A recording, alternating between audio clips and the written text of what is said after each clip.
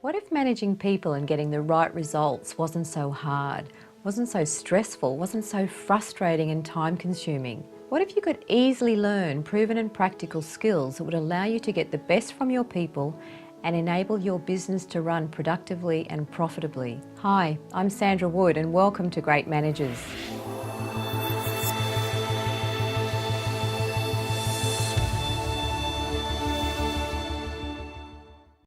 So this is Chip and Dan Heath's RAP process. It brings together many aspects of research in decision making in a way that's very accessible and easy to implement. So the Heaths cite research which demonstrates that widening your options, considering and analysing alternatives in different ways leads to better decisions, which in turn lead to better performance and also to better life outcomes for us.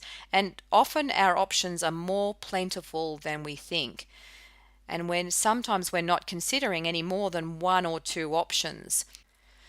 So we discussed earlier about how our biases operate to skew our judgment. And in particular, confirmation bias makes us seek out information which supports our views rather than challenges them. And this does not always lead to the best decisions being made. So we need to reality test our assumptions. Sometimes we kid ourselves that we're gathering information when in fact we're fishing for support. We might even be coming up with sham options so that we get what we want.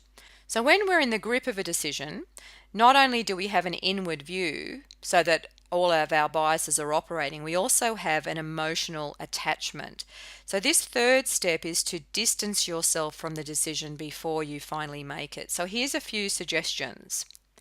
The first one is to overcome short-term emotion because it's an unreliable advisor. Another suggestion is you can use the 10-10-10 test by asking yourself the following questions, and I'm sure a number of you will have heard of this before. So how would I feel about this decision in 10 minutes? How would I feel about this decision in 10 months? And how would I feel about this decision in 10 years? So this helps to level the emotional playing field and put things in perspective.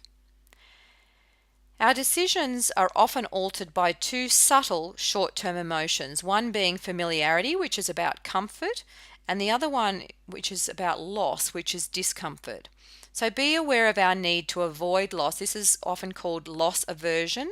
We're actually hardwired to avoid loss more than we are to gain something.